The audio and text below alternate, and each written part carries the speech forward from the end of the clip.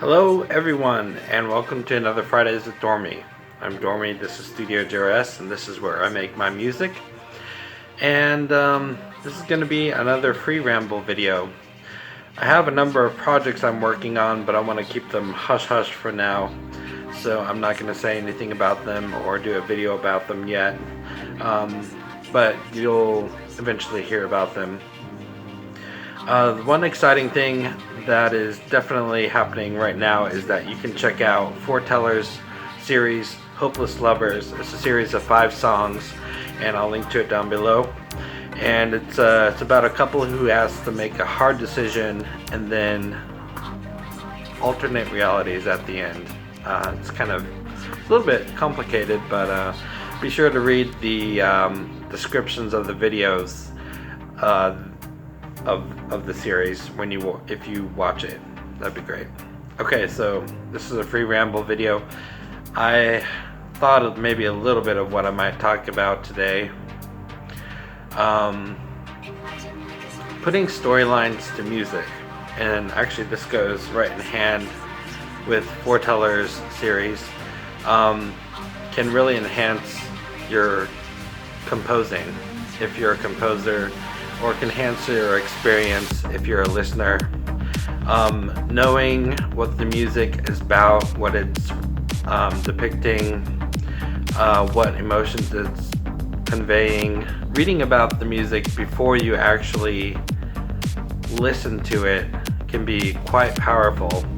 And it's kind of like an appetizer, or like watching. I think it's even better than watching a trailer before a movie that you want to see, because it's your imagination, really. When you read, you're engaging your imagination. And so when you read program notes or any kind of notes on a particular piece of music, song, track, whatever you want to call it, it'll engage your imagination. And then music itself isn't visual per se, so that'll also engage your imagination. So it's like 2 times. You're reading about it, thinking and imagining what it could be, and then you're hearing about it, and you may have to adjust some of what you thought, or it may fall in line with what you're thinking. I don't know, I just think it's really cool to read about music, program notes in particular, before you hear it, especially like at a symphony concert. Reading the program notes of a particular composer and on that particular song itself is definitely enhances the experience. So I am actually doing that. So I guess I'm going to kind of be talking about some projects. I don't want to really get too in depth, but I do have these secret things, secret projects in my life that are really hyping me up, and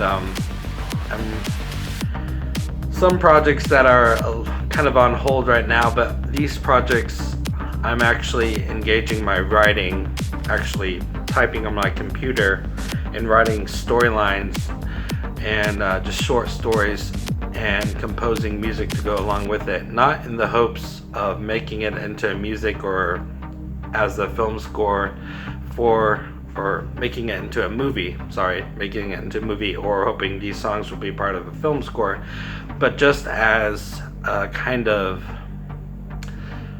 augmentation to the experience of reading a story. When you've been composing music as long as I have, and I've been composing music for probably about 20 years, but seriously for over a decade now. Sometimes you can lose the magic in what you're doing. You know too much of the ins and outs and how to manipulate the sound and kind of what the emotions it'll cause, and it just kind of loses the magic sometimes. But I must say, with me in working on these story projects, I'll just call them story projects, it has really ignited a kind of a a passion again for making music, because I'm not just trying to make something beautiful or inspirational or passionate, but I am trying to convey a story, so it goes a layer deeper than just pure emotion or making something cool sounding. I think a lot of EDM composers nowadays just want to make something really cool.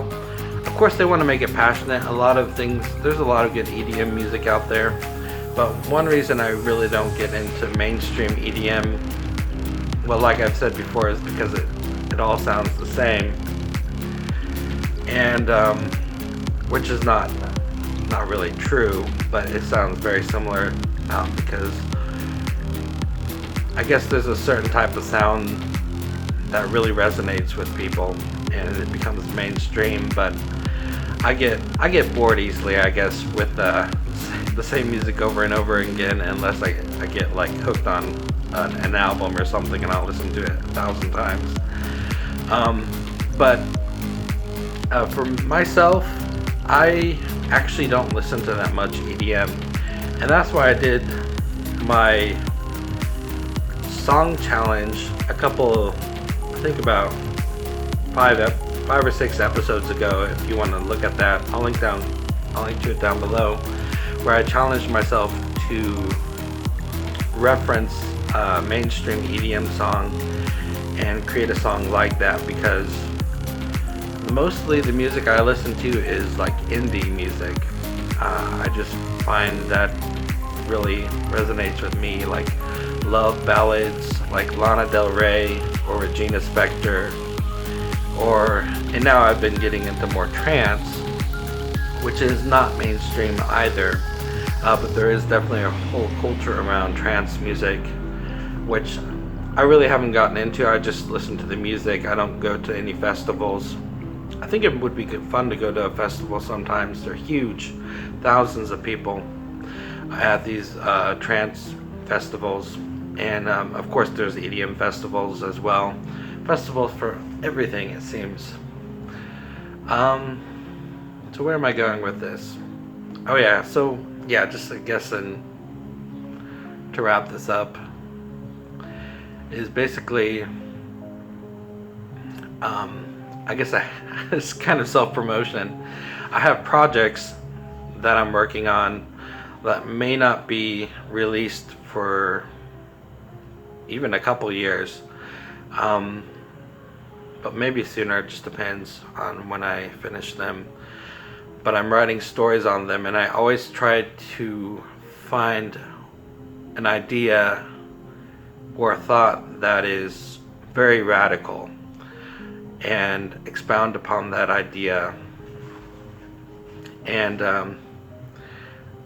I usually go for the epic things, something that's huge, even more epic than what you'll see in some of these movies on the screen nowadays, and something that's based in what could be truth, maybe something that might be believable and that could have happened. Anyway, I know I'm speaking very vaguely about these stories, but I'm also, like I said, I'm composing music to them as well. Sometimes the music inspires the story, sometimes the story inspires the music, and so these stories are probably about like 20 pages. Well, just depends on what you would call a page, maybe about 35 to 40 pages long, and the albums will have probably about 10 to 12 tracks on them, with depicting like a certain event within the story. So anyway, that's what I have coming at you. So this free ramble kind of turned into a promotional. Hope you don't mind that. I guess that's really all there is. Yeah, check out Foreteller's Hopeless Lovers. Oh, and of course the Summer Search 2019 ideally would have started today, but I've been kind of slacking. Haven't gotten around to hiding it yet, and it still needs a little bit more work on the track, just a teeny bit more work on the track. I just want to at least try something, but it's basically finished. And if you want to hear a preview of that track, go ahead and listen to the previous episodes where I give you a preview of my secret track for the Summer Search 2019. Anyway, that's all for this episode. I hope you guys are having a wonderful summer. Be sure to hit the pool. Like I said last week, I want to hit the pool. And with that, I'll say goodbye. See ya.